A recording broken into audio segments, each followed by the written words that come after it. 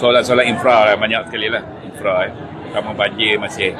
Dan kita ada beberapa pendekatan baru berhubung dengan pengurusan banjir ni. Kita ada, kalau ada projek-projek sedang berjalan, rancangan tempatan banjir sedang berjalan dengan baik, tapi makan masa. Kita buat kena pasti bahawa ni bila saya turun libat urus ke tiap-tiap majlis, mula dengan Kelang, Majlis Bandaraya Diraja Kelang, lepas tu Majlis Bandaraya Shah Alam, lepas tu Majlis Bandaraya Semenanjaya, 3 lah.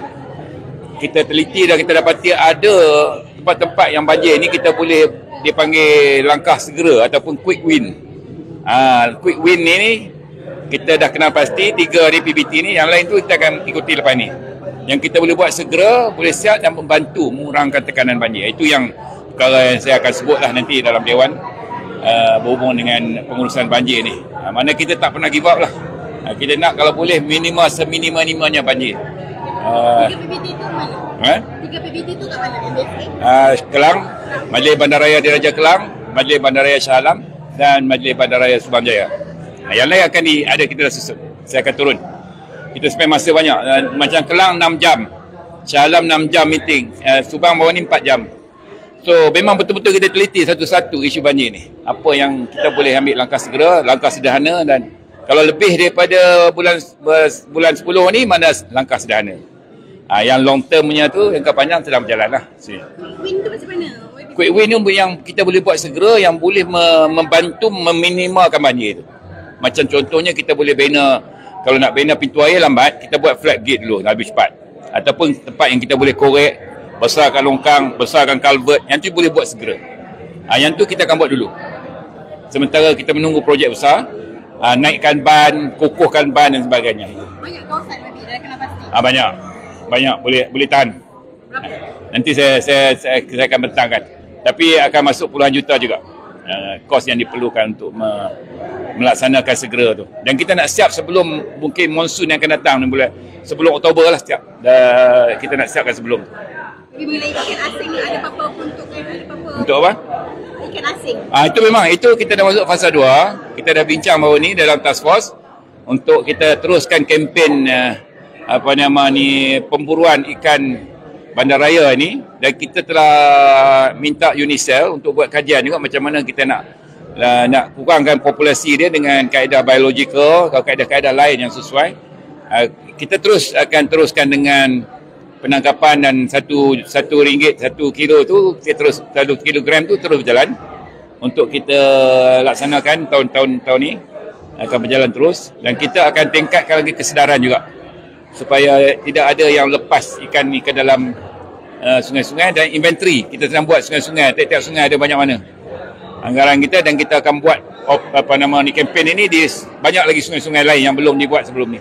Kempen kena perluaskan lah. Perluaskan, ya. Alright. Terima kasih lagi. Alright, terima kasih. Lagi satu saya nak sebut yang ni, yang plus ni.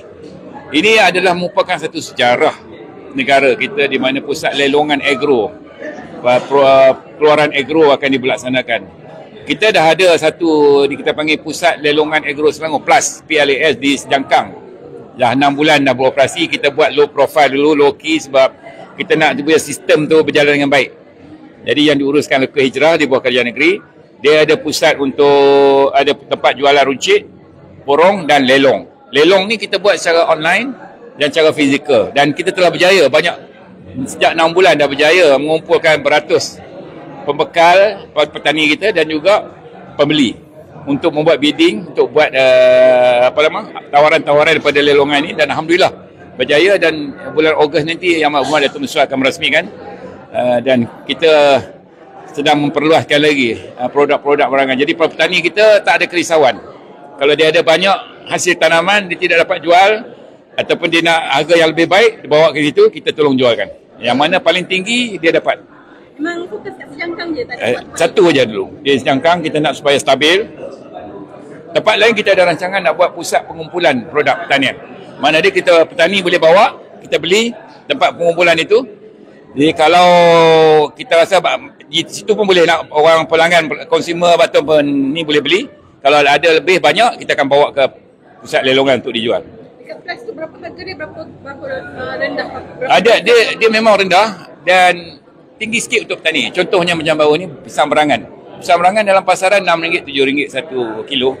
Dia bawa, dia offer, dia dapat direct daripada kebunnya, dia offer RM3 sekilo. Kita buat bidding, harga tertinggi yang dapat 500 kilo lah, buat setengah tan, ialah RM4. So dia untung lah. Dia untung, lagi untung daripada RM3, dia dapat RM4. Jadi, tapi yang beli tu pun untung sebab dia dijual kat luar, dia lebih daripada RM6, RM7. Jadi dia masih untung. Sebab kita dah tak ada orang tengah kan, kita direct. Jadi pusat pengumpulan yang kita cadang di Hulu Langat 1, di Sabah Benam 1, ada satu lagi kita sedang tengok mungkin di sekitar Kelang dan sebagainya. Jadi dia akan beli, kumpul, dan lebihnya kita akan bawa ke Plus untuk dibuat lelongan kalau perlu. Ya. Alright.